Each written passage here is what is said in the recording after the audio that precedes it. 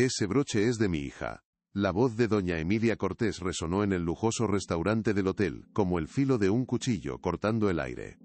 El murmullo de las conversaciones elegantes se detuvo de golpe. Los cubiertos de plata quedaron suspendidos a medio camino de las bocas abiertas, y todos los ojos, como faros inquisidores, se giraron hacia Sofía. Ella, con la bandeja de postres temblando peligrosamente en sus manos, sintió como un frío paralizante le recorría la espalda, subiendo desde los talones hasta la nuca y erizándole la piel. Su corazón, que un segundo antes latía con el ritmo monótono y cansado de una larga jornada de trabajo, ahora martilleaba contra sus costillas con una violencia desmedida, un tambor descontrolado que amenazaba con romperle el pecho. Doña Emilia, envuelta en un vestido de seda carmesí que parecía arder bajo las luces de los opulentos candelabros de cristal, la señalaba con un dedo enjollado, su rostro una máscara de furia contenida y desprecio aristocrático. Sofía miró instintivamente hacia su propio uniforme, donde la pequeña pieza de plata y esmalte azul, su único y más preciado tesoro en el mundo, descansaba sobre su pecho. No entendía absolutamente nada. Solo sentía el peso aplastante de 100 miradas juzgándola sin conocerla, condenándola sin juicio previo. El gerente del hotel, Ricardo, corrió hacia la mesa, con una sonrisa nerviosa y las manos visiblemente sudorosas. El mármol reluciente del suelo parecía haberse convertido en hielo bajo los pies de Sofía, un hielo frágil que amenazaba con romperse en cualquier momento y tragársela entera. La opulencia del lugar, que siempre la había hecho sentir pequeña e insignificante, ahora la asfixiaba, convirtiéndola en el centro indeseado de un espectáculo cruel y humillante. Sofía, con la voz rota y apenas audible, logró articular unas pocas palabras que salieron como un susurro desesperado, casi una súplica. «Señora, le aseguro que se equivoca, esto era de mi madre», intentó explicar, sintiendo cómo las lágrimas comenzaban a arder en sus ojos, amenazando con desbordarse y completar su humillación. Pero su defensa se perdió en el aire cargado de tensión. Un sonido insignificante frente al estruendo de la acusación. El gerente, Ricardo, se interpuso con una reverencia casi cómica, su cuerpo inclinado en una muestra de sumisión total. «Doña Emilia, por favor permítame manejar la situación con la debida discreción. Seguramente hay un terrible malentendido, la señorita Sofía es una de nuestras mejores y más honestas empleadas», dijo él, aunque su mirada asustada y huidiza traicionaba su falta de convicción.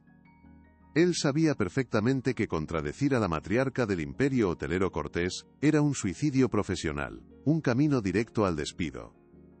Sofía solo quería que la tierra se abriera en ese mismo instante y se la tragara. «Solo quiero trabajar en paz, no le hice daño a nadie, señorita», repitió ella, más para sí misma que para los demás un mantra inútil con a la avalancha de desprecio. La humillación pública era un veneno que se extendía rápidamente por sus venas, paralizando cada músculo de su cuerpo. Veía los rostros de los comensales, algunos con una sombra de pena, otros con un morbo apenas disimulado en sus ojos. Era una pesadilla de la que no podía despertar. Si te gusta este tipo de contenido, no te olvides de suscribirte a nuestro canal. Publicamos videos todos los días, y dale like al video si te gusta esta historia, y déjanos en los comentarios contándonos de dónde eres y a qué hora nos escuchas. Doña Emilia ignoró por completo las súplicas de la joven y las torpes intervenciones del gerente. Su mirada era de un acero implacable, una fuerza de la naturaleza que no admitía réplicas ni excusas. Para ella, Sofía no era una persona con sentimientos o una historia. Era un engranaje defectuoso en su perfecta maquinaria de lujo y poder. Un insecto insignificante que había osado posarse sobre su propiedad privada y sagrada. La millonaria se levantó de su silla con una lentitud calculada, cada movimiento diseñado para maximizar el drama y la intimidación social. El silencio en el salón era tan denso y pesado que se podía cortar con un cuchillo. Los demás empleados se habían quedado petrificados en sus puestos, con las miradas clavadas en el suelo, temerosos de que la ira de la matriarca se desviara hacia ellos como un rayo destructor. Sabían que cualquier defensa de su compañera, por mínima que fuera, sería castigada con el despido inmediato y una marca negra en su historial. Sofía sintió, con acento agudo, la inmensa soledad de su posición, una hormiga indefensa frente a un gigante enfurecido. Doña Emilia avanzó los pocos pasos que la separaban de la camarera, su perfume caro y abrumador invadiendo el espacio personal de Sofía, asfixiándola con su opulencia. No había compasión en sus ojos, solo la fría certeza de quien siempre ha tenido el poder de aplastar a los demás, sin enfrentar jamás una consecuencia. Era un depredador disfrutando de su presa indefensa. «No te atrevas a hablarme de tu madre ladrona», siseó doña Emilia, su voz baja pero cargada de un veneno que helaba la sangre y paralizaba el alma. «Una ladrona como tú no merece ni mirar a mi hija ni viva ni muerta». Con un gesto rápido y violento, la mujer estiró la mano y arrancó el objeto del uniforme de Sofía. El tirón fue tan brusco que un pequeño trozo de tela se rasgó, y el sonido seco pareció un trueno en el silencio sepulcral del restaurante. Sofía ahogó un grito, no por el dolor físico del tirón que fue mínimo, sino por la profanación de su recuerdo más sagrado, de su única ancla con el pasado. Sintió como si le hubieran arrancado un pedazo del alma, una parte irreemplazable de su identidad que no podría recuperar jamás. La pieza de plata cayó en la palma de la mano enjollada de la millonaria, quien la observó con una extraña mezcla de triunfo y un dolor antiguo y profundo. Ricardo el gerente palideció visiblemente, sabiendo que la situación se había salido completamente de control, y que él sería el responsable.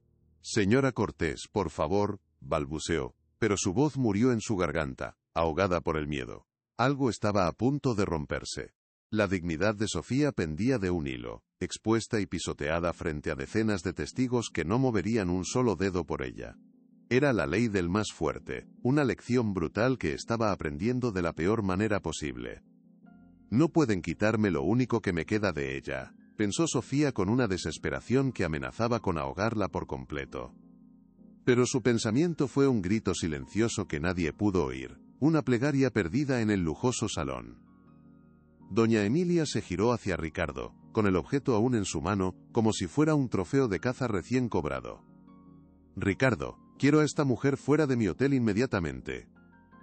Y asegúrate de que su nombre esté en una lista negra en toda la ciudad. No volverá a trabajar en un establecimiento decente en toda su vida, ¿me oyes?», ordenó con una frialdad que cortaba la respiración, una crueldad metódica y sin fisuras. La sentencia había sido dictada, sin juicio, sin defensa, sin la más mínima piedad. El gerente asintió con la cabeza repetidamente, sus ojos fijos en el suelo de mármol, como si fuera lo más interesante del mundo. «Sí, señora Cortés». «Como usted ordene, por supuesto», respondió con la voz temblorosa de un sirviente leal y aterrorizado. Se acercó a Sofía, que seguía paralizada, con la marca roja del tirón en su pecho y los ojos inundados de lágrimas silenciosas que no se atrevían a caer. «Sofía, por favor, acompáñame», le dijo en un tono falsamente compasivo, tratando de evitar una escena aún mayor que pudiera enfadar más a la matriarca. La joven sintió que sus piernas no le respondían, ancladas al suelo por el peso insoportable de la injusticia. El camino hacia la salida fue una tortura, un desfile de la vergüenza que Sofía supo que nunca olvidaría mientras viviera. Cada paso se sentía pesado, como si caminara a través de un lodo espeso de miradas acusadoras y susurros maliciosos que la apuñalaban por la espalda. Ricardo la sujetaba suavemente por el brazo, un gesto que pretendía ser de apoyo pero que se sentía como el agarre de un carcelero conduciéndola al patíbulo. Ella evitaba mirar a los lados, manteniendo la vista fija en la puerta de salida, que parecía estar a kilómetros de distancia, un espejismo inalcanzable. Podía sentir las miradas de sus compañeros de trabajo, algunos con una lástima cobarde, otros con un evidente alivio por no ser ellos los protagonistas de esa humillación pública.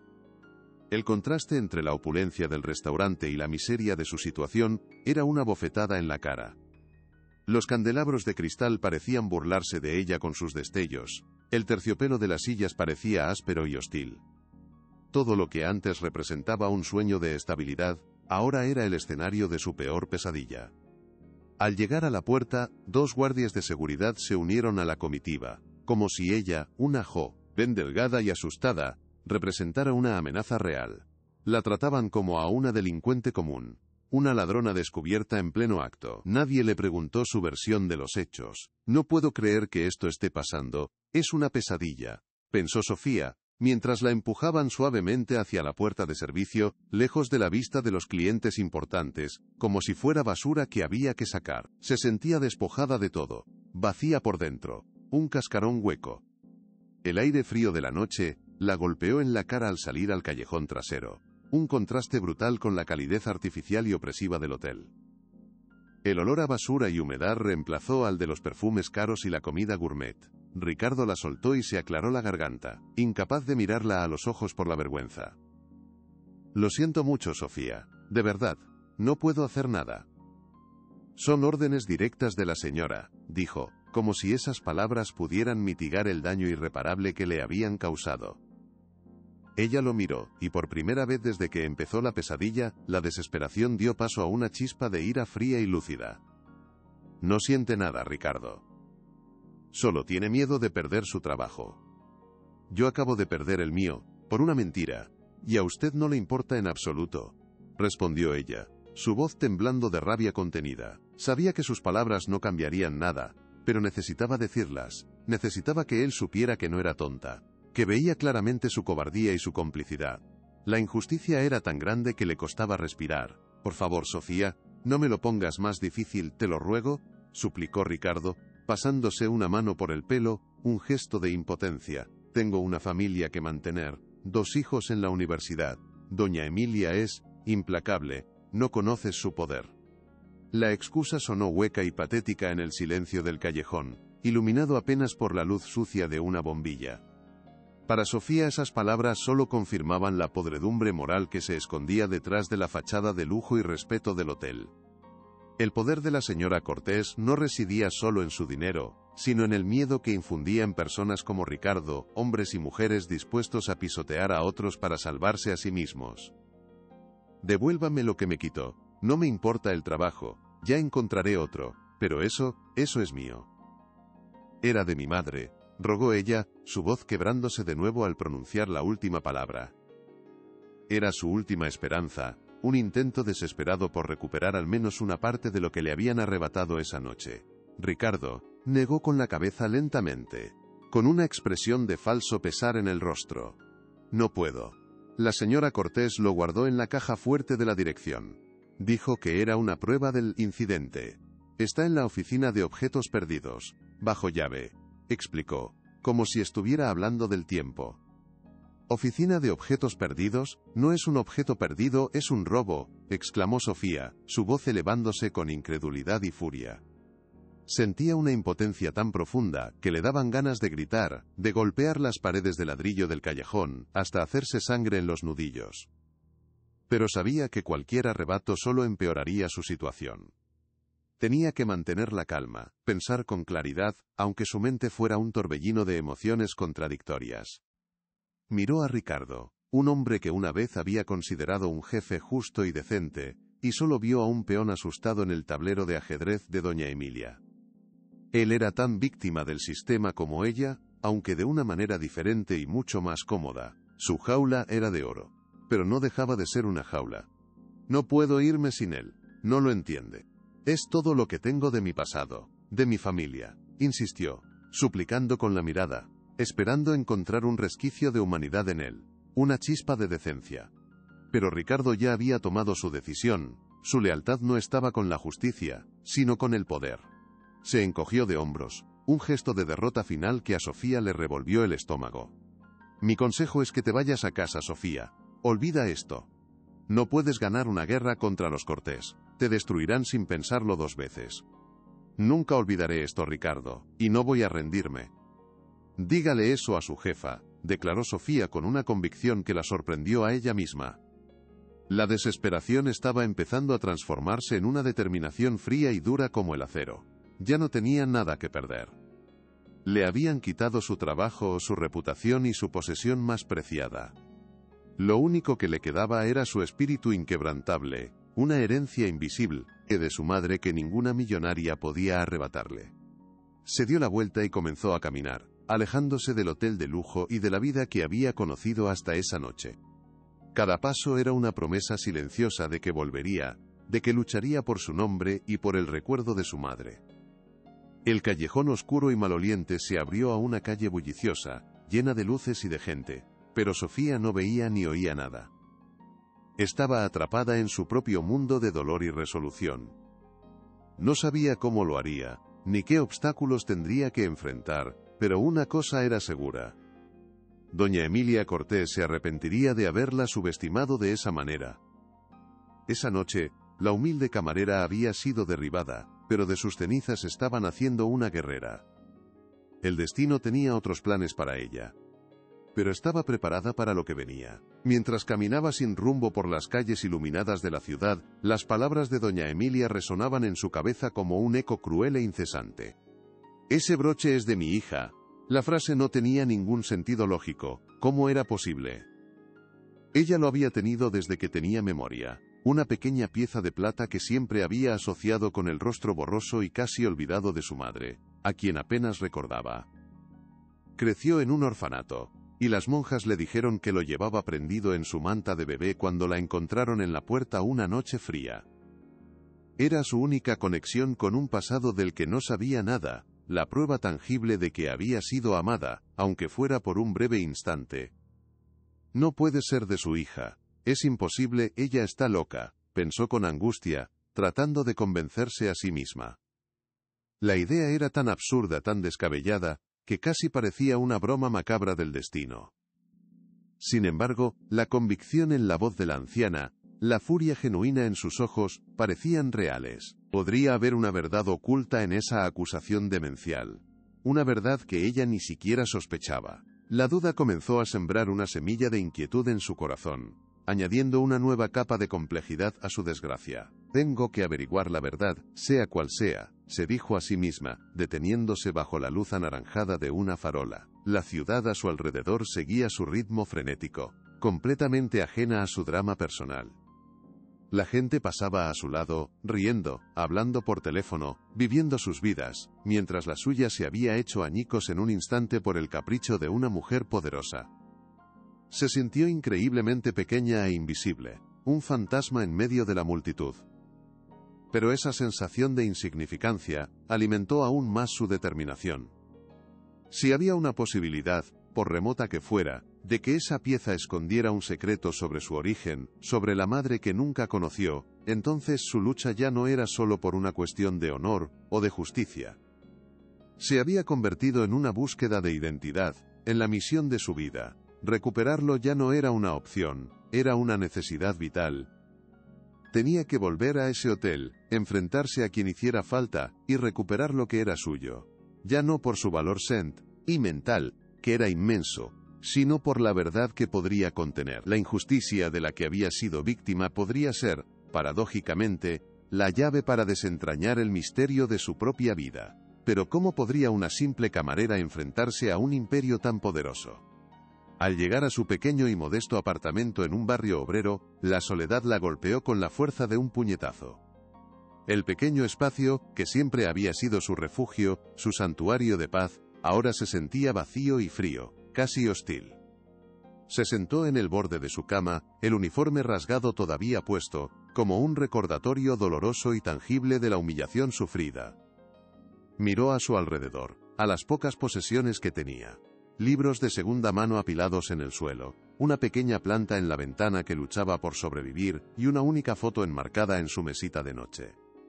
Era una foto de ella de bebé, la única que existía, tomada en el orfanato por una de las monjas. En la foto estaba envuelta en una manta blanca, y aunque la imagen era antigua y algo descolorida, se podía distinguir un pequeño punto brillante prendido en la tela, justo cerca de su rostro. Siempre había asumido que era él, su tesoro. Mi madre me lo dejó, estoy segura de ello, susurró al silencio de la habitación, como si intentara convencerse. Era la única verdad que conocía, la única historia a la que podía aferrarse. La idea de que esa historia fuera una mentira era demasiado dolorosa para contemplarla. De repente una voz interrumpió sus pensamientos. Era su teléfono sonando con una estridencia que la sobresaltó. Miró la pantalla y vio un número desconocido, largo y de aspecto oficial. Con el corazón en un puño y un mal presentimiento, contestó. Dígame, dijo con voz cautelosa, preparada para lo peor. Al otro lado, una voz masculina, fría y profesional, se presentó. Hablo con la señorita Sofía Ramos. Soy el doctor Morales, abogado principal de la familia Cortés, dijo el hombre, y cada palabra sonó como un martillazo en la cabeza de Sofía. Sintió un escalofrío recorrerle la espalda. La pesadilla no había terminado. Al contrario, parecía que solo estaba empezando y que iba a empeorar. ¿Qué quiere de mí?, preguntó ella, tratando de que su voz sonara firme y no delatara el miedo que sentía. El abogado no perdió el tiempo en rodeos. Le llamo para advertirle formalmente. Entiendo que ha sido despedida por un incidente relacionado con una propiedad de la señora Cortés. Quiero dejarle muy claro que cualquier intento por su parte de difamar a mi clienta, o de insistir en su falsa y ridícula reclamación, tendrá consecuencias legales muy serias. Hablamos de una demanda por difamación y robo que arruinaría su vida para siempre. Piénselo bien. Esto no puede ser real, debe ser una broma cruel, pensó Sofía, sintiendo que las paredes de su pequeño apartamento se cerraban sobre ella, robándole el aire. La amenaza del abogado no era un simple farol. Era una declaración de guerra de un ejército contra un solo soldado desarmado. Sintió un nudo de pánico en la garganta, una sensación de ahogo que le robaba el aire y le nublaba la mente. Durante un segundo, la idea de rendirse, de desaparecer y olvidar todo, le pareció la única opción sensata. ¿Qué podía hacer ella contra el poder infinito de los Cortés, con sus abogados, su dinero y sus contactos? Pero entonces, la imagen de su propia foto de bebé volvió a su mente, la imagen de esa pequeña criatura indefensa que había sobrevivido al abandono y a una infancia solitaria. Esa niña no se había rendido. Había luchado por vivir, y ella, la mujer en la que se había convertido, no podía traicionar a esa niña. No voy a dejar que me intimiden, no lo haré, se dijo a sí misma con una RZA que no sabía que poseía. La injusticia que había sufrido no solo le había quitado su trabajo y su dignidad. Le había dado algo que no tenía precio. Un motivo para luchar con todas sus fuerzas. El miedo seguía ahí, pero ahora estaba mezclado con una rabia justa que lo convertía en combustible. Sofía escuchó las amenazas en silencio, sintiendo cómo la rabia y la impotencia luchaban en su interior como dos bestias salvajes. Yo no he robado nada. Y no he difamado a nadie. Solo digo la verdad. Ese objeto es mío, y lo ha sido desde que nací, respondió ella, aunque sabía que sus palabras caían en oídos sordos, en la indiferencia de un hombre pagado para no escuchar. El abogado soltó una risa seca y condescendiente al otro lado de la línea. Señorita Ramos, la verdad es un concepto muy caro, y me temo que usted no puede permitírselo. Doña Emilia tiene testigos, prestigio, y los mejores abogados que el dinero puede comprar. ¿Usted qué tiene? ¿La palabra de una camarera despedida por robo? Le sugiero que acepte su situación y siga adelante. Es lo mejor para usted, aconsejó con un tono que era una mezcla de paternalismo y amenaza velada. Cada palabra era un golpe, un recordatorio de su vulnerabilidad y su insignificancia en el gran esquema de las cosas. La estaban acorralando, cerrándole todas las salidas, intentando asfixiarla con su poder y su influencia. Querían que desapareciera, que se convirtiera en un mal recuerdo, en una anécdota olvidada. Pero rendirse no estaba en su naturaleza. No me asusta, doctor Morales, dijo Sofía, su voz ahora sorprendentemente firme y clara, sin rastro de temblor. El miedo se había transformado en una fría determinación. Puede decirle a su clienta que no me voy a rendir. No me importa su dinero ni sus amenazas. Lucharé por mi nombre y por lo que es mío, aunque sea lo último que haga en esta vida. Hubo un breve silencio al otro lado de la línea, como si el abogado no esperara esa respuesta tan contundente. Probablemente estaba acostumbrado a que la gente se doblegara ante su poder, a que suplicaran y lloraran. Como quiera, señorita Ramos, ha sido advertida. Las consecuencias serán solo suyas. Que tenga buena noche, dijo finalmente, y colgó sin más. Sofía se quedó con el teléfono en la mano, el corazón latiéndole con fuerza, pero esta vez no era por miedo sino por adrenalina pura. La batalla había sido declarada oficialmente. Ya no era solo una disputa por un objeto. Era una guerra por la verdad, por la dignidad, por su propia identidad. Se levantó de la cama y se miró en el pequeño espejo del armario. Vio a una mujer asustada, humillada, sola. Pero también vio una fuerza en sus ojos que no sabía que poseía. Una fuerza heredada de una madre a la que apenas recordaba, pero cuyo espíritu de lucha vivía en ella. ¿Por qué le importaría tanto una simple pieza a una mujer que lo tiene todo?, se preguntó en voz alta, paseando nerviosamente por la pequeña habitación. La reacción de doña Emilia en el restaurante había sido desproporcionada, visceral, casi animal. No era solo la ira de una mujer rica a la que le habían robado algo de valor. Había algo más, algo personal, un dolor profundo y antiguo que se escondía bajo las capas de arrogancia y poder. Esa reacción era la clave de todo el misterio. No cuadraba. Si fuera un simple robo, habría llamado a seguridad discretamente, sin montar un escándalo que pudiera dañar la imagen de su propio hotel. No habría montado una escena tan dramática y pública. Su comportamiento sugería que ese objeto significaba mucho más para ella de lo que aparentaba. Quizás por una vez, la millonaria no estaba mintiendo del todo. Quizás realmente creía que le pertenecía a su hija. Y si eso era cierto, ¿cómo había llegado a manos de Sofía? La pregunta flotaba en el aire, llena de posibilidades aterradoras y fascinantes. La única forma de encontrar la respuesta era recuperarlo y descubrir qué secreto guardaba en su interior. La llave de su pasado estaba en manos de su peor enemiga. Sofía se quitó el uniforme manchado y lo tiró al suelo con rabia, como si quisiera deshacerse de la piel de la víctima. Se puso ropa cómoda y se acercó a la ventana, mirando las luces de la ciudad que se extendían hasta el infinito, un mar de historias anónimas. Se sentía como David frente a Goliat, una batalla imposible de ganar según todas las lógicas y pronósticos. No tenía dinero para abogados, ni contactos influyentes, ni poder de ningún tipo. Solo tenía su convicción, y un puñado de recuerdos borrosos que podían ser falsos. Pero a veces, eso era suficiente. Recordó las palabras de su madre, o al menos, las palabras que las monjas del orfanato le dijeron que su madre habría querido para ella. Sé siempre honesta y valiente, mi pequeña estrella. Nunca dejes que nadie apague tu luz. Esa frase había sido su mantra durante toda su vida, la guía que la había ayudado a superar los momentos más difíciles en el orfanato y en el mundo hostil que encontró después.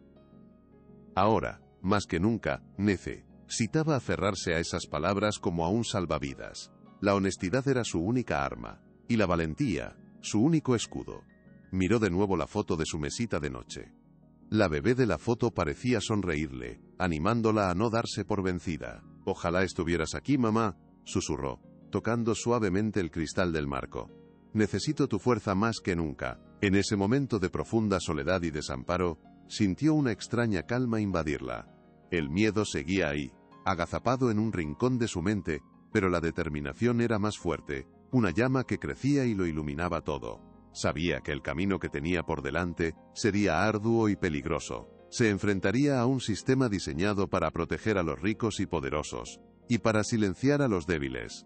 La humillarían, la amenazarían, intentarían destruirla por todos los medios. Pero no importaba. Por primera vez en su vida, tenía una misión, un propósito, que iba más allá de sobrevivir un día más. Iba a descubrir quién era realmente, de dónde venía. Iba a limpiar su nombre y a honrar la memoria de su madre, aunque no la hubiera conocido. La noche era oscura, pero en el corazón de Sofía comenzaba a amanecer una nueva esperanza. No sabía que su búsqueda de justicia la llevaría a enterrar un secreto familiar tan oscuro y profundo que cambiaría su vida y la de doña Emilia para siempre. Un secreto que había permanecido oculto durante más de 30 años. La verdad la esperaba, y estaba dispuesta a encontrarla. La primera parada en su nueva misión sería el orfanato.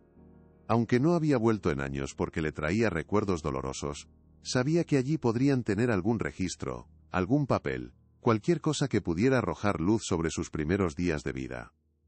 Quizás había un informe de la persona que la encontró, una descripción más detallada de la manta o del objeto que llevaba. Cualquier pequeño detalle podría ser una pista crucial. Tenía que empezar por el principio, reconstruir su pasado pieza por pieza, como una detective de su propia vida. Era una tarea abrumadora, como intentar armar un rompecabezas sin saber cómo es la imagen final y con la mitad de las piezas perdidas. Pero no tenía otra opción.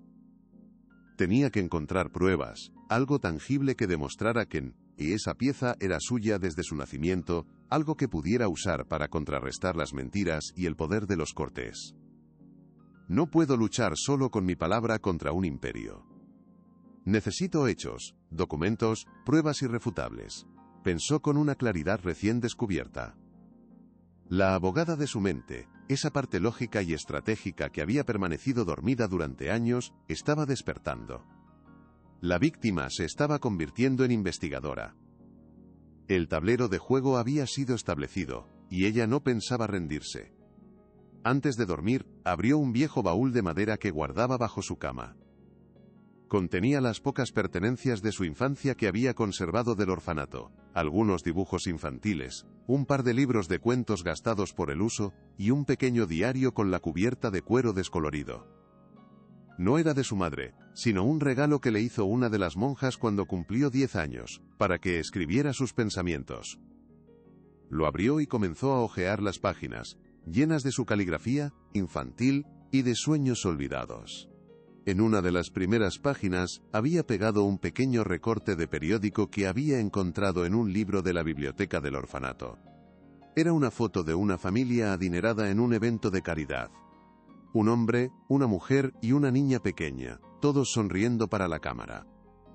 El titular decía: la familia Cortés dona un ala nueva al hospital infantil. Nunca supo por qué lo guardó, simplemente le había llamado la atención la expresión extrañamente triste de la niña de la foto. Ahora, al mirarlo de nuevo, se dio cuenta de algo que había pasado por alto durante años. La mujer de la foto, mucho más joven pero inconfundible, era doña Emilia. El descubrimiento la dejó sin aliento, con el corazón latiendo a 1000 por hora. ¿Qué hace esta mujer en mi diario de la infancia? ¿Por qué guardé esto?, se preguntó Sofía, sintiendo un escalofrío recorrerle la espalda, una sensación de que las piezas de un rompecabezas oscuro estaban empezando a encajar. La coincidencia era demasiado grande, demasiado extraña para ser ignorada, no podía ser casualidad. Se quedó mirando la foto durante un largo rato, como si esperara que la imagen le revelara sus secretos más profundos. La niña de la foto, de unos 5 o 6 años, tenía una mirada melancólica, una tristeza en los ojos que no correspondía con su vestido de fiesta ni con la opulencia que la rodeaba. Sofía sintió una extraña conexión con ella, una punzada de empatía que no podía explicar. ¿Quién es esta niña?, susurró al silencio de la noche. Buscó la fecha del periódico. Tenía más de 30 años, la niña de la foto tendría ahora su misma edad. De repente, una idea loca, imposible, cruzó su mente como un relámpago.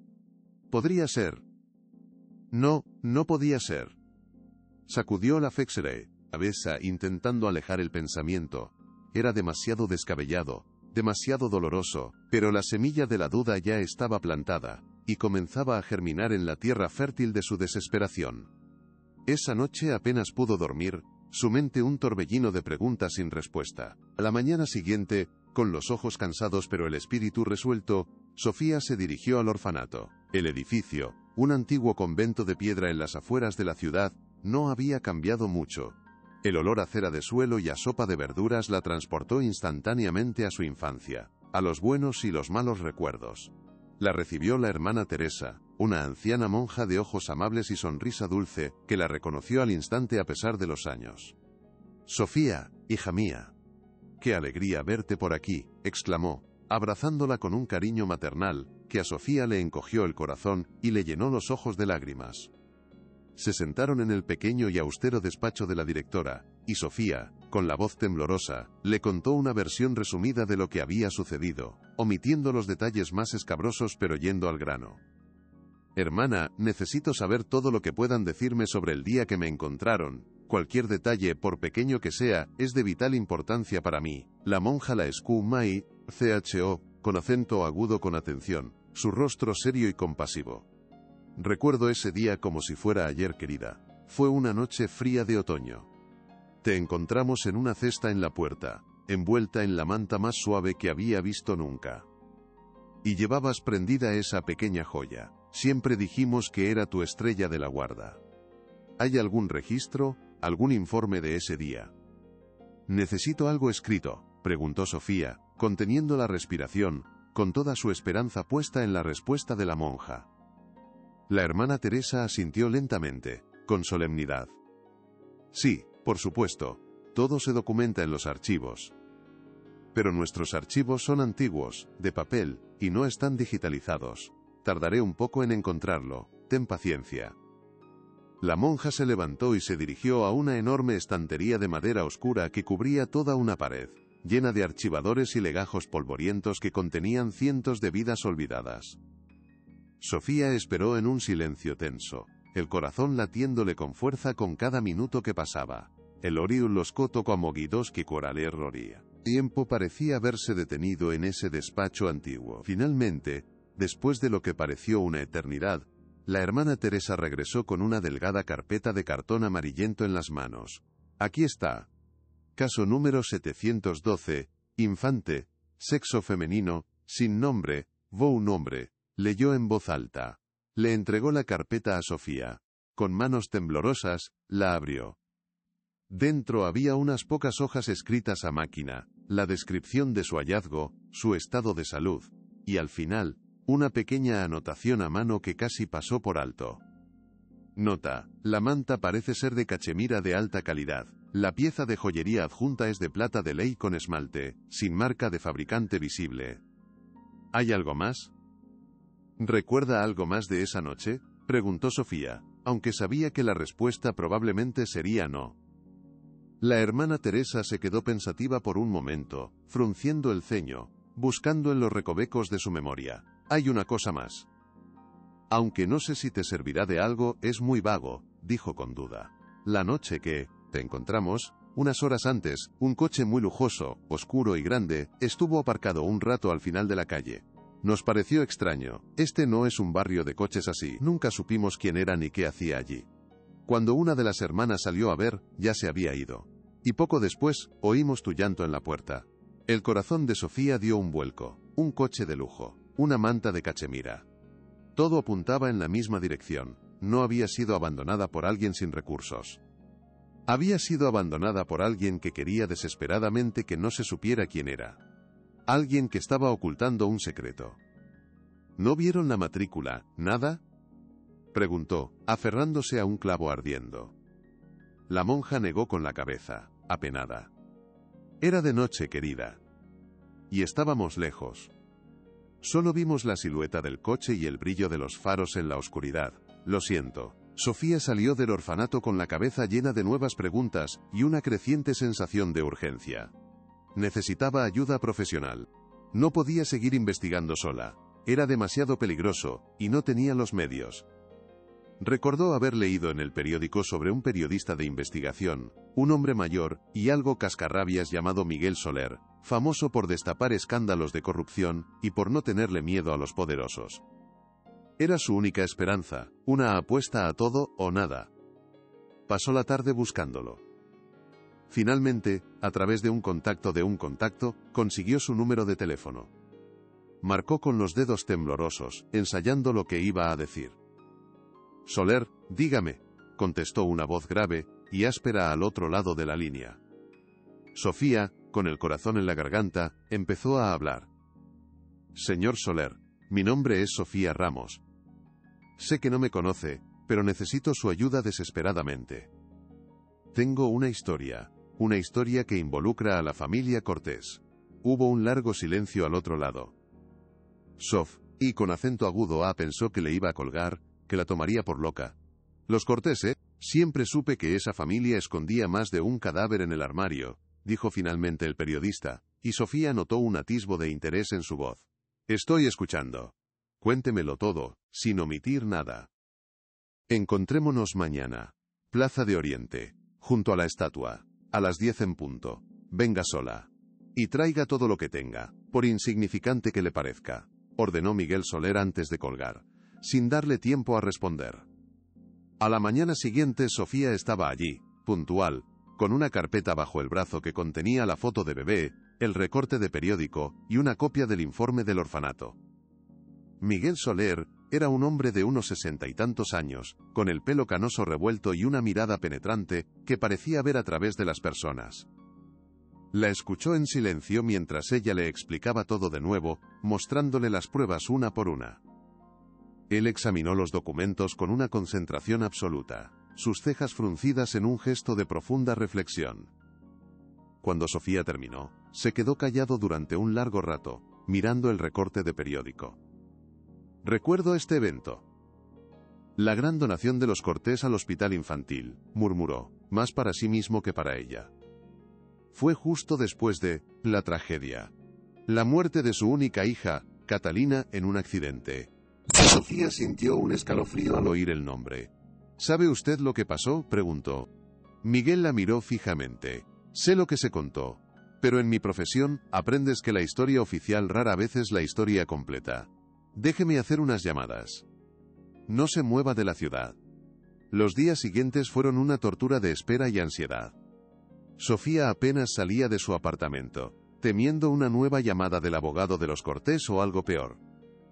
Cada vez que sonaba el teléfono su corazón daba un salto, esperando que fuera Miguel.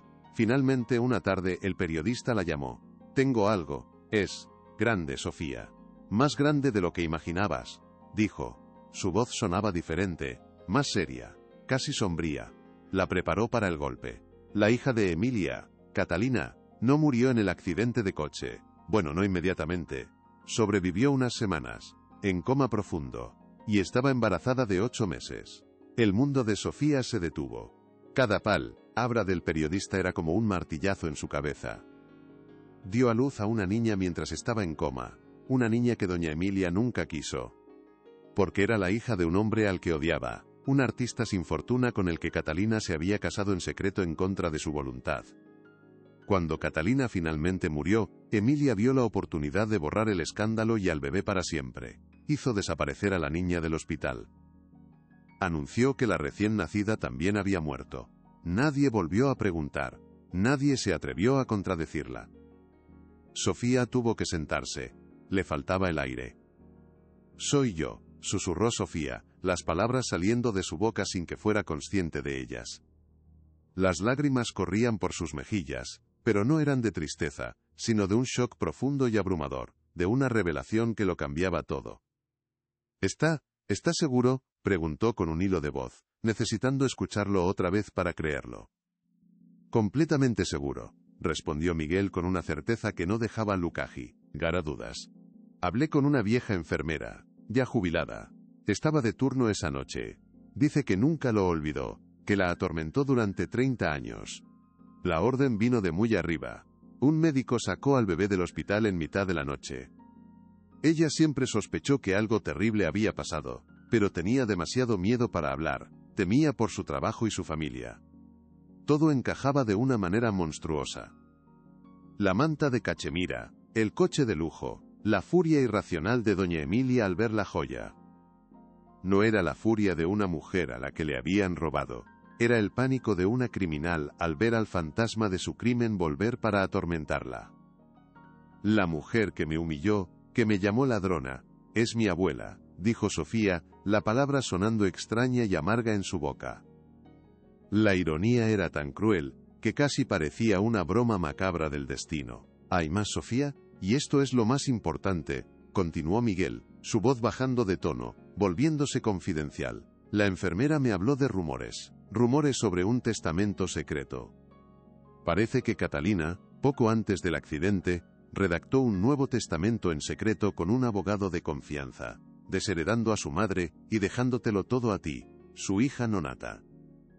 Si ese documento existe y aparece, el imperio de tu abuela se derrumbará como un castillo de naipes. Por eso, está tan desesperada por silenciarte. No solo está protegiendo su reputación, está protegiendo su fortuna. La revelación fue como un segundo golpe, aún más fuerte que el primero. No solo le habían robado su identidad, su familia y su pasado. También le habían robado su futuro, la vida que su madre había querido para ella.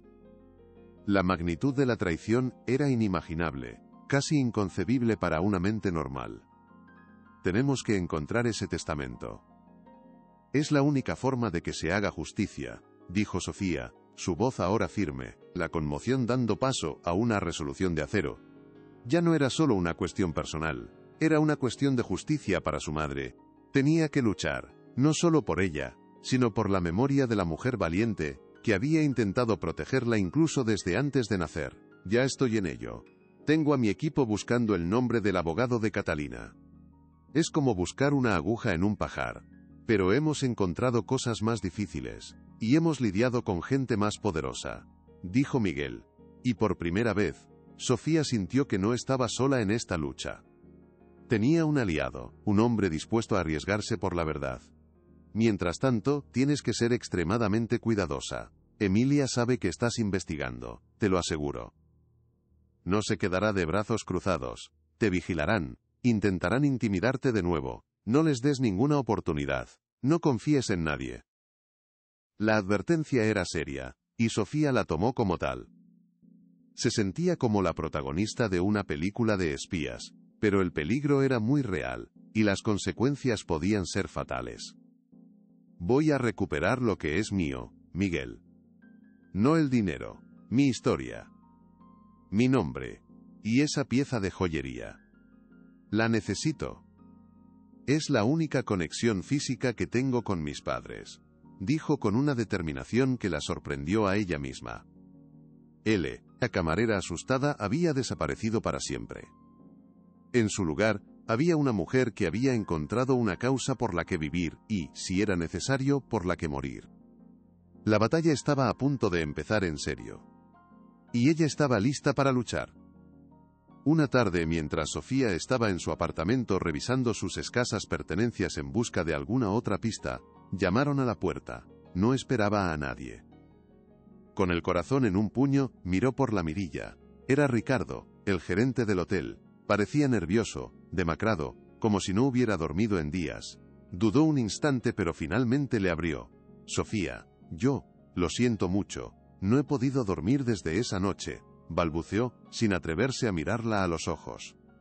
Sé que no tengo derecho a pedirte nada, pero no puedo vivir con esto en mi conciencia. La señora Cortés me obligó, pero lo que te hizo no tiene nombre, fue inhumano. Sofía lo escuchó en silencio, sin saber qué decir. Su aparición era lo último que esperaba en el mundo. Venid, o a devolverte esto, dijo, y le tendió un pequeño sobreacolchado. Dentro estaba la pieza de plata y esmalte azul. Sofía la tomó con manos temblorosas, sintiendo un alivio inmenso, como si hubiera recuperado una parte de su alma. La saqué de la caja fuerte anoche. No podía permitir que se la quedara. Es tuya, dijo Ricardo. Y hay algo más que debes saber. Oí al doctor Morales hablar por teléfono. Están buscando algo, un documento. Un testamento. Gracias, Ricardo, lo que has hecho. Requiere mucho valor, y te lo agradeceré siempre. Dijo Sofía con sinceridad, guardando la joya en su bolsillo como un tesoro sagrado. El gesto del gerente, aunque tardío, le devolvió un poco de fe en la humanidad. Ten mucho cuidado, Sofía. Son más peligrosos de lo que crees. No tienen límites, le advirtió él antes de irse, desapareciendo tan rápido como había llegado, como un fantasma arrepentido. Sofía cerró la puerta, con la mente a 1000 por hora. La confirmación de Ricardo sobre el testamento era crucial. Y ahora tenía la prueba principal en su poder, el objeto que lo había iniciado todo. Inmediatamente llamó a Miguel. Lo tengo. Tengo la pieza. Y Ricardo me ha confirmado lo del testamento, le dijo, la emoción vibrando en su voz. Hubo un silencio al otro lado, y luego la voz de Miguel, cargada de urgencia. Bien. Esto lo cambia todo. He encontrado al abogado de tu madre. Falleció hace años, pero su antiguo bufete sigue existiendo. Su socio, un hombre muy mayor, accedió a hablar conmigo. Dice que recuerda el caso. El testamento existe. Está en una caja de seguridad en un banco. A tu nombre, Sofía Cortés. Solo tú puedes reclamarlo. Pero hay un problema. Uno muy grande, continuó Miguel, y el tono de su voz volvió a ser sombrío, apagando la euforia de Sofía. Para reclamar la caja de seguridad, necesitas demostrar legalmente que eres Sofía Cortés. Y para eso, necesitas una prueba de ADN que te compare con un familiar directo. Y la única familiar directa que tienes con vida es doña Emilia. La paradoja era cruel, un laberinto sin salida. Para destruir a su abuela y reclamar lo que era suyo, necesitaba su ayuda, su colaboración. La situación parecía un callejón sin salida, una broma macabra del destino. ¿Y si lo hacemos público?, sugirió Sofía, una idea audaz y peligrosa formándose en su mente. Si contamos la historia, con todas las pruebas que tenemos. La presión mediática podría forzarla a someterse a la prueba. O podríamos encontrar otra forma de probar mi identidad ante un juez. Miguel se quedó en silencio, sopesando la idea. Era arriesgada. Expondría a Sofía a un escrutinio brutal. Pero podría ser su única oportunidad. Es una bomba atómica, Sofía. Si hacemos esto, no habrá vuelta atrás. Se desatará una guerra mediática sin cuartel. Te intentarán destrozar, le advirtió. ¿Estás preparada para eso? Sofía miró la joya que descansaba en la palma de su mano, sintiendo su frío metal. Pensó en su madre, en su corta y valiente vida. Pensó en los 32 años de mentiras, en la vida que le habían robado. Sí, respondió sin dudar un solo instante. Estoy lista. Más que lista. La decisión estaba tomada. No había miedo, solo una calma helada y una determinación inquebrantable. Ya no luchaba por ella, luchaba por la memoria de sus padres. Bien. Organizaremos una rueda de prensa, en un lugar público, icónico, donde no puedan controlarnos ni silenciarnos. La Plaza Mayor, decidió Miguel, entrando en modo de batalla. Será en 3 días. Tiempo suficiente para que mi equipo prepare un dossier con todas las pruebas. El informe del orfanato, el testimonio grabado de la enfermera, la historia del testamento. Y tú. Tú serás la voz de esta historia. Tienes que contar la verdad, con tus propias palabras, desde el corazón. La idea de enfrentarse a decenas de cámaras y periodistas la aterró. Sí, Saba. Le provocaba náuseas. No sé si podré hacerlo, Miguel, confesó, su valentía flaqueando por un momento.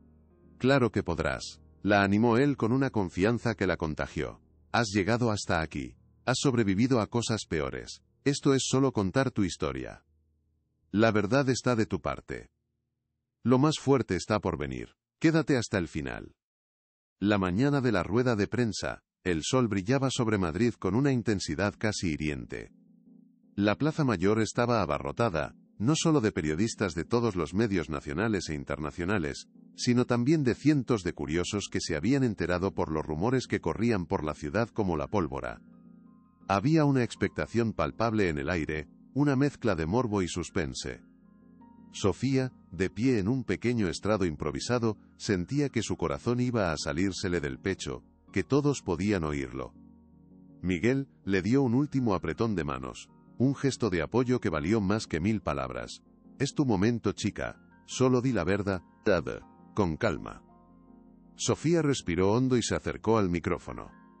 Mi nombre es Sofía Ramos, pero ese no es mi verdadero nombre, comenzó, su voz temblorosa al principio, pero ganando fuerza con cada palabra. Contó su historia, desde el abandono en el orfanato hasta la humillación en el hotel. Mostró la foto de bebé, el informe. El murmullo de la multitud crecía con cada revelación. Y entonces, justo cuando iba a hablar de su madre, un coche negro y lujoso se abrió paso entre la multitud. De él, descendieron doña Emilia y su abogado. Esto es una farsa. Un intento de extorsión despreciable y vergonzoso, gritó el doctor Morales, interrumpiendo a Sofía y tomando el control de la situación con la autoridad que le daba su poder y su falta de escrúpulos. Esta mujer es una impostora, una joven con problemas mentales que ha construido una fantasía para destruir la reputación de una de las familias más respetadas de este país. Tenemos pruebas de sus mentiras, de su inestabilidad, no crean una sola palabra. Por un momento, su táctica pareció funcionar. La duda se instaló en los rostros de algunos periodistas. Doña Emilia, a su lado, interpretaba a la perfección el papel de víctima, con el rostro compungido y una lágrima rodando por su mejilla. Sofía sintió que el suelo se abría bajo sus pies. Estaban retorciendo su verdad, convirtiéndola en un arma contra ella misma. Vio cómo su oportunidad se desvanecía, cómo la puerta de la justicia se cerraba en su cara. Algo estaba a punto de romperse. La presión era insoportable. Pero no podía rendirse ahora, no después de todo lo que había pasado. El mundo la observaba, y la memoria de su madre dependía de ella. No podía fallarles. No puedo fallar, pensó. Usted habla de pruebas, doctor Morales. Hablemos de pruebas de verdad, dijo Sofía, su voz ahora firme, cortante, recuperando el control de la situación. Se giró hacia doña Emilia, mirándola directamente a los ojos, sin miedo. Señora Cortés, usted me acusó de robar una joya. Dijo que era de su hija, Catalina. Y tenía razón. Lo era. Metió la mano en el bolsillo y sacó la pequeña pieza de plata y esmalte azul. La sostuvo en alto, para que todas las cámaras la captaran, para que el mundo la viera. Este *** broche *** fue un regalo que mi padre le hizo a mi madre. Y en la parte de atrás, grabó algo. Un secreto que solo ellos dos conocían. Un secreto que usted no podía conocer. Con un movimiento lento y deliberado le dio la vuelta, mostrando el reverso. Dice: para mi estrella, mi Sofía. Mi nombre. Este objeto no es solo la prueba de que soy su nieta, es la prueba de que su mentira, su cruel y larga mentira se ha terminado. Hoy. Aquí. Ahora. El silencio que cayó sobre la plaza fue total, absoluto, como si el mundo hubiera dejado de respirar. Todos los ojos se giraron hacia doña Emilia, su rostro se descompuso. La máscara de víctima se hizo añicos, revelando la verdad en una mueca de horror y derrota. El impacto de la revelación fue tan devastador como el de una bomba. Doña Emilia se tambaleó, su rostro una máscara de cera pálida, sus ojos abiertos de par en par con un horror que ninguna actuación podía fingir. Se llevó una mano al pecho, como si las palabras de Sofía le hubieran atravesado el corazón con un puñal de hielo. El doctor Morales intentó sostenerla, pero ella se desplomó en sus brazos, vencida por el peso de 30 años de mentiras y crueldad. Los flashes de las cámaras estallaron como un relámpago incesante, capturando la caída de la matriarca para la posteridad. El silencio de la plaza se rompió en un estruendo de gritos, preguntas y empujones. Los periodistas, como una jauría, se abalanzaron sobre ellos. La huida de doña Emilia y su abogado fue caótica, vergonzosa, la imagen de un poder que se desmoronaba en tiempo real. Miguel Soler se interpuso entre Sofía y la multitud de micrófonos protegiéndola con su propio cuerpo. «Lo has hecho. Lo has conseguido», le susurró al oído, su voz llena de una emoción que rara vez mostraba.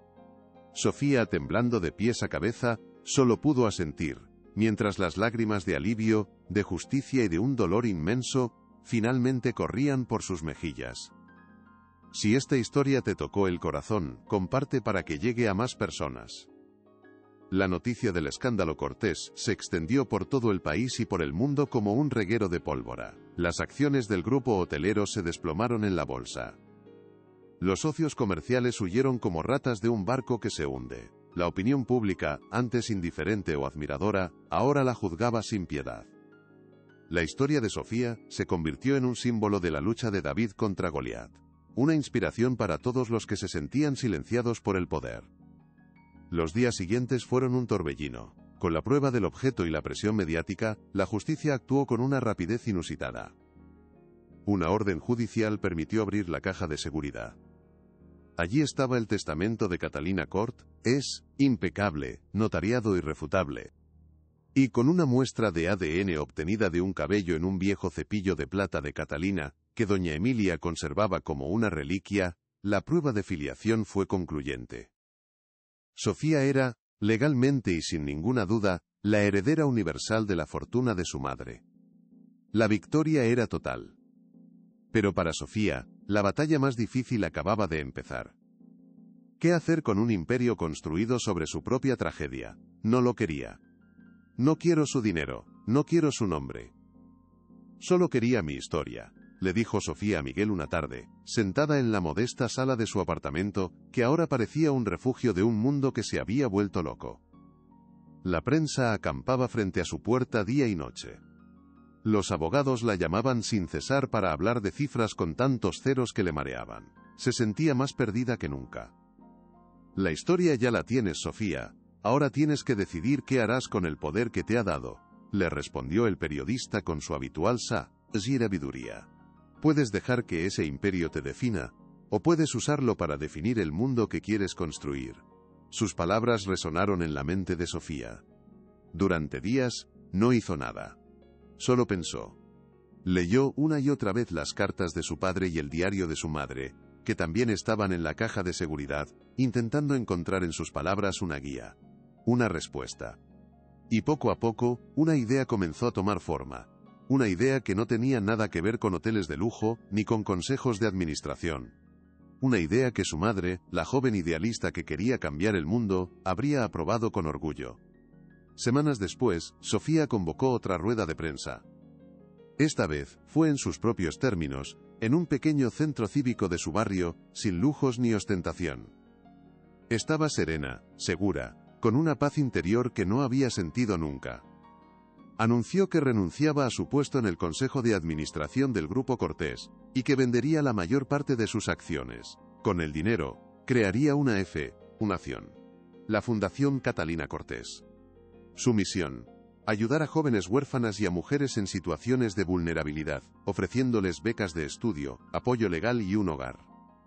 Quiero transformar el dolor en oportunidad, dijo, su voz firme y clara. Quiero construir un legado que mi madre habría estado orgullosa de firmar. Un legado no de riqueza, sino de esperanza. La noticia sorprendió a todos. El mundo financiero no lo entendió. Pero la gente corriente, la gente como la que ella había sido, sí, recibió miles de cartas y mensajes de apoyo. Su historia había cerrado un círculo. La nieta abandonada usaría la fortuna que le habían robado para crear la familia y el refugio que ella nunca tuvo. Un acto de justicia poética que resonó en el corazón de todo un país. En los meses siguientes, Sofía se volcó en cuerpo y alma en su proyecto. Compró un antiguo palacete abandonado y, con la ayuda de un equipo de arquitectos y voluntarios, lo transformó en un hogar cálido y acogedor. Villa Catalina. El día de la inauguración, las primeras 20 chicas llegaron con sus maletas llenas de sueños y miedos. Sofía las recibió una por una en la puerta. En sus ojos, vio el reflejo de la niña que ella misma había sido. Bienvenidas a casa, les dijo, y esa vez, las lágrimas que sintió fueron de pura felicidad. Mientras tanto, el proceso legal contra doña Emilia seguía su curso. Dada su edad, y su frágil estado de salud, no fue a la cárcel. Pero fue despojada de todo su poder, condenada a vivir el resto de sus días en la soledad de su mansión, con la única compañía de sus fantasmas y sus recuerdos. Un día, Sofía recibió una carta de ella. Dentro, solo había una frase escrita con una caligrafía temblorosa: «Perdóname». Sofía dobló la carta y la guardó. Había perdonado. No por ella, sino por sí misma. Para poder por fin mirar hacia adelante sin el peso del pasado. 5 años después, Villa Catalina era un faro de esperanza en la ciudad. La fundación había transformado la vida de más de 200 mujeres, proporcionándoles empleo digno, educación y una voz. 50 de ellas habían completado sus estudios superiores, rompiendo el ciclo de la pobreza y la vulnerabilidad para siempre. Sofía, junto a Miguel, con quien había construido una vida de amor sereno y compañerismo, seguía al frente del proyecto, encontrando en el servicio a los demás su verdadera vocación. A menudo, paseaba por el jardín de la fundación, donde las risas de las chicas se mezclaban con el sonido de las hojas de los árboles. En la entrada del edificio, en una pequeña vitrina, descansaba la pieza de plata y esmalte azul. Ya no era un símbolo de dolor, sino un recordatorio de que la verdad, por muy oculta que esté, siempre encuentra la luz. Y de que la humildad puede ser la fuerza más poderosa para derribar los muros de la injusticia. La historia de Sofía demostró que el legado más valioso no es el que se hereda, sino el que se construye con las manos, el corazón y el coraje de transformar las heridas en alas para volar. Y así, la camarera que lo perdió todo encontró su verdadera riqueza al regalar a otras lo que a ella le habían negado: un futuro.